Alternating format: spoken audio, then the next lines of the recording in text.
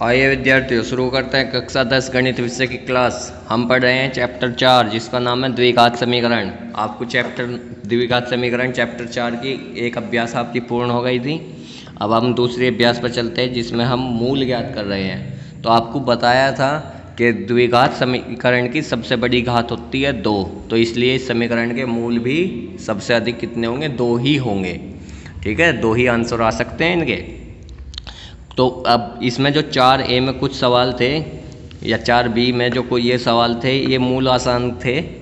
ये 0 के बराबर दे रखा था, संख्याओं को एक तरफ x को एक तरफ निकाल के आप बड़े आराम से मूल निकाल लेते थे। लेकिन इस बार ये सवाल देखेंगे, थोड़ा सा इन्हें समझेंगे। यह गुणनखंड विधि द्वारा मूल ज्ञात करना, तो देखिए कैसे इन्हें करते हैं। तो आपके अभ्यास 4B सवाल नंबर 6, 5 तक आप खुद करेंगे। तो सवाल नंबर 6 देखना है, इस जो सवाल दे रखा है इसके मूल ज्ञात करने हैं। तो इसमें दिया हुआ है x² + 3x - 18 बराबर 0। ठीक है, इसके मूल। तो आप हमेशा क्या काम करेंगे, इस संख्या को देखेंगे जो सबसे लास्ट में लिखी हुई है। एक तो इस संख्या को देखना है और एक इस संख्या से पहले वाला निशान देखना है। ये 2 चीज़ देखनी है सबसे पहले, बाकी काम उसके बाद है। तो सबसे पहले आपने देखा यहाँ पे लिखा हुआ 18। तो 18 के ऐसे फैक्टर जिन्हें माइनस करके 3 आ जा, मतलब आप 2 संख्या ऐसी सोचिए या ऐसी 2 संख्या बताइए जिनकी गुणा करके तो 18 आता हो और जिन्हें माइनस करके 3 आता हो। गुणा करके 18 और घटा के 3। ठीक है भाई।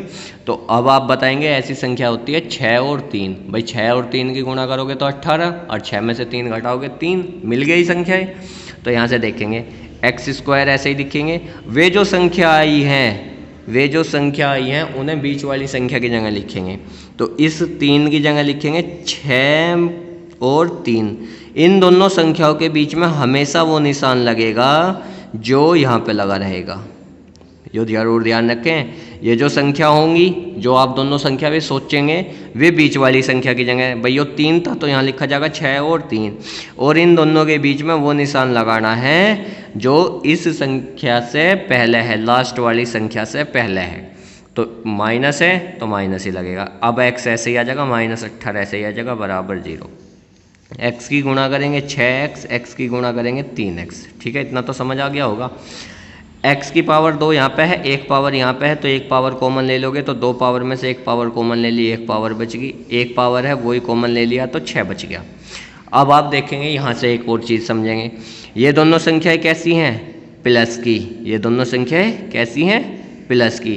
तो हमें भी अगली जो कॉमन लेनी है ना, यहाँ पे जो संख्या कॉमन लोगे अगले वाली, वो ऐसी लेनी है कि ये दोनों बिल्कुल सेम बने। यो प्लस है तो यो भी प्लस बनना चाहिए, यो प्लस है तो यो भी प्लस, अगर यो माइनस तो इसे भी माइनस, यो दूसरी माइनस है तो इसे भी माइनस।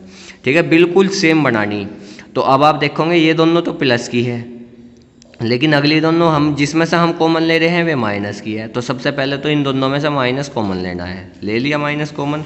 3 और 18 में से क्या कॉमन है? 3 और 18 में से कॉमन है 3, तो माइनस भी कॉमन है, 3 भी कॉमन है, तो x बच गया। अब ने माइनस कॉमन ले लिया है तो प्लस लगेगा, 18 में से 3 कॉमन ले लिया है तो 6। 15 मत लिख दियो, 18। ठीक है, तो 18 में से 3 कॉमन लेने पे 6 बचेगा। भाई कॉमन लेने का मतलब होता है भाग देना। तो 18 में से 3 कॉमन ले रहे तो इसका मतलब 3 से 18 को भाग दे रहे हैं, कितना आवेगा? 6 आवेगा। बन गया ना बिल्कुल सेम। तो x + 6 यहाँ पे, x + 6 यहाँ पे, दोनों जगह से x + 6 कॉमन आ गया तो क्या बच गया? x बच गया और -3। अब इन्हें बारी बारी से 0 के बराबर रखोगे। तो x + 3 बराबर 0, तो x बराबर -6, x - 3 बराबर 0, तो x बराबर 3। ठीक है, ये आपका उत्तर हो गया। ऐसे करने हैं। शुरू के 5 सवाल में तो यहाँ तक की दे रखी है, उन्हें तो सीधा डायरेक्ट 0 के बराबर रखना है। 8वां सवाल, 6x² - x - 2। अब आप देखेंगे सबसे ये सेकंड टाइप है, बस ये 2 तरीके के प्रश्न होंगे। इसमें आपको क्या मिला? इसमें मिला आपको शुरू में 6। शुरू में क्या मिल गया भाई? 6 मिल गया। तो अगर यहाँ पे 6 है या कुछ भी संख्या है शुरू में, तो उसकी गुणा सबसे बाद वाली में करेंगे। चाहे यहाँ 1 हो, 2 हो, 3 हो, 4 हो, 5 हो, 6 हो, 7 हो, 50, 100 कुछ भी हो। तो यहाँ आ गया 6 की गुणा सबसे लास्ट वाली में, 6 दूनी 12 आ गया ना 12। तो 6 की गुणा 2 में कर दिया 12, तो अब हमारी संख्या बनेगी 12। 12 के ऐसे फैक्टर, अब वही सवाल बन गया बस, 12 के ऐसे फैक्टर, ये 12 कहाँ से आ रहा है, 6 की गुणा 2 में करनी है, लिखना नहीं है कहीं, बस देखना है क्या आ रहा है, ये लिखा नहीं जाने का सवाल में, 6 की गुणा 2 में करनी है।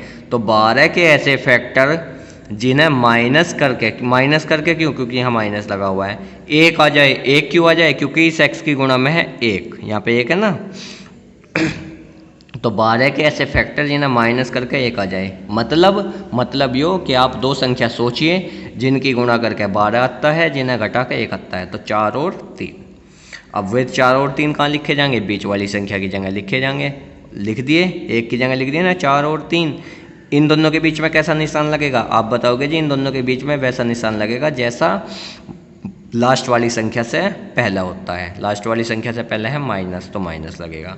बाकी अब सब काम वही है, x की गुणा करोगे 4 में तो 4x, लेकिन भाई माइनस भी है, इसका भी ध्यान रखियो, तो ये माइनस है ये प्लस है, तो माइनस प्लस माइनस, 3 में गुणा करोगे x की तो 3x, लेकिन ये माइनस है तो प्लस, ये पूरी लाइन बन गई। 6 में और 4 में क्या कॉमन आता है, 2 आता है। एक्स स्क्वायर और x में क्या कॉमन आ है, x, अच्छा x छूट गया भाई, तो x भी लिखो यहाँ, 2x कॉमन आ गया, तो 6 में से 2 कॉमन लेके 3 बचेगी, 2 घात में से 1 घात कॉमन लेके 1 घात बचेगी, 4 में से 2 कॉमन लेके 2 बचेगी, 1 घात कॉमन ले ली। अब आगे देखो, दोनों एक पहली प्लस दूसरी माइनस, तो पहली प्लस दूसरी माइनस, अब तो कोई टेंशन नहीं है, तो सीधा प्लस का कॉमन ले लो। 3 और 2 में कुछ कॉमन आवे क्या, कुछ भी नहीं आता, 1 आवेगा कॉमन, तो बस ऐसे ही लिख दो फिर इन्हें, 3x माइनस 2 यहाँ भी, 3x माइनस 2 यहाँ भी कॉमन ले लिया, तो क्या बचेगा 2x प्लस 1, ये दूसरे कोष्टक में। एक बार इसे 0 के बराबर रखो, एक बार इसे 0 के बराबर रखो, आंसर निकाल दो, ठीक है। ऐसे ही सवाल करने हैं। अब आप अगला सवाल देखेंगे, प्रश्न नंबर 11, तो 2x स्क्वायर प्लस का ax माइनस का a स्क्वायर बराबर 0। तो आपको क्या पता चला, शुरू में 2 है, तो बाद में गुणा होगी लास्ट वाली में, तो 2 की गुणा a स्क्वायर में कर दो, 2a स्क्वायर आ गया। तो अब आप क्या बोल देंगे, 2a स्क्वायर के ऐसे फैक्टर जिन्हें माइनस करके a आ जाए, मतलब ऐसी दो संख्याएं जिनकी गुणा करके 2a स्क्वायर आता हो और जिन्हें घटा कर a आता हो, तो ऐसी संख्या होती है 2a और a, 2a और a। बस 2a की a में गुणा करोगे तो 2a स्क्वायर बन जाएगा या नहीं, और 2a में से a घटा दोगे तो a बन जाएगा या नहीं, बस। तो यहाँ ऐसे ही लिखोगे, ये दोनों संख्या कहाँ लिखोगे, बीच वाली संख्या की जगह लिख दी। दोनों संख्याओं के बीच में कैसा निशान लगेगा, जैसा लास्ट वाली संख्या से पहला होता है, तो माइनस लग गया, माइनस का स्क्वायर बराबर 0। x की गुणा करेंगे तो 2ax माइनस की इस ax माइनस a स्क्वायर, इस बार तो यहाँ प्लस है, कुछ देखना ही नहीं, तो 2 यहाँ भी है, 2 यहाँ भी है, 2 कॉमन, x यहाँ भी है, x यहाँ भी है, x कॉमन। तो अब आप कॉमन ले लेंगे, फिर आप कॉमन लेने के बाद में क्या बचेगा, अब आप देखेंगे कॉमन लेने के बाद क्या बचता है। तो ये बच गया भाई कॉमन लेने के बाद में। ये पूरी लाइन आप समझने का प्रयास करेंगे कैसे कैसे है, x प्लस ए यहाँ भी, x प्लस ए यहाँ भी है, x प्लस ए कॉमन ले लिया, तो 2x माइनस ए बच गया, एक बार इसे 0 के बराबर, एक बार इसे 0 के बराबर रख के आंसर आ जाएगा, ठीक है। प्रश्न नंबर 14 देखेंगे, ये आपका एक सवाल है। तो सबसे शुरू में मिला आपको √3, सबसे लास्ट में गुणा कर दो, तो अब आप देखोगे √3 की गुणा √3 में करने पे 3 आता है, लेकिन 8 भी तो है, तो 8 यो है, 3 इन दोनों का बन गया, तो 8 दिए 24। 24 के ऐसे फैक्टर जिन्हें माइनस करके कितना आ जाए 2, तो कौन कौन सी ऐसी दो संख्याएं हैं जिनकी गुणा करके 24 और जिन्हें घटा के 2 आता है, तो ऐसी संख्याएं हैं 6 और 4। तो ये आ गई 6 और 4, कहाँ लिखी जाएंगी, बीच वाली संख्या के स्थान पर, तो 2 के स्थान पर लिखी गई 6 और 4, ठीक है। कैसा निशान लगेगा, जैसा लास्ट वाली संख्या से पहले होता है, माइनस है तो माइनस लग गया, ठीक है। ये संख्या ऐसे ही x की गुणा कर दी, ये हो गया, सब हो गया। अब आप देखेंगे √3 यहाँ पे है, अब 6 में बताओ क्या है, 6 को लिख सकते हैं 2 गुणा 3 लिख सकते हैं या नहीं, और 3 को भी क्या लिख सकते हैं, √3 गुणा √3 लिख सकते हैं या नहीं, बिल्कुल, क्योंकि √3 की गुणा 3 बताई थी। तो ऐसे ही 6 है, 6 को लिख सकते हैं हम 2 गुणा 3, और वो जो 3 है उसे भी तो क्या लिख सकते हैं, 2 गुणा √3। तो √3 बेटा यहाँ पे भी है इसमें, और √3 इसमें भी है, तो √3 कॉमन, x यहाँ पे भी है, x यहाँ पे भी है, x कॉमन, तो √3 भी कॉमन, 2 पावर में से 1 पावर कॉमन, तो 1 पावर बच गई। अब 6 को देखो क्या लिखा था, 6 को लिखा था 2 गुणा 3, तो 2 तो ऐसे ही आ गया, लेकिन उस 3 को हमने 2 जगह तोड़ लिया था ना, √3। अब 1 √3 तो बाहर आ गया, ये हो गया 1 √3 तो अंदर बच गया, दूसरे वाला तो उसे अंदर लिख दो। माइनस यहाँ भी है, माइनस यहाँ भी है, माइनस लगेगा, माइनस कॉमन आओगा, ठीक है, क्यों आवेगा? क्योंकि ये दोनों संख्याएं प्लस की है और ये दोनों संख्याएं माइनस की, और हमें प्लस की बनानी है तो माइनस कॉमन ले दो। 4 यहाँ पे भी है, 8 यहाँ पे है, तो 4 कॉमन आ जाएगा आराम से। माइनस कॉमन, 4 कॉमन, तो कितना बच गया? x बच गया। माइनस बाहर लग गया तो प्लस लगेगा। 8 में से 4 कॉमन तो 2 बचेगा, √3 बचेगा बराबर 0। ये दोनों बिल्कुल सेम बन गए नहीं? अगर ये सेम बन गए तो ये समझ जाइए सवाल सही हो रहा।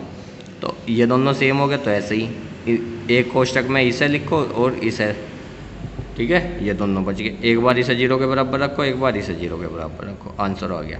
ठीक है, इस प्रकार से आप इन सभी प्रश्नों को करके सबमिट करें।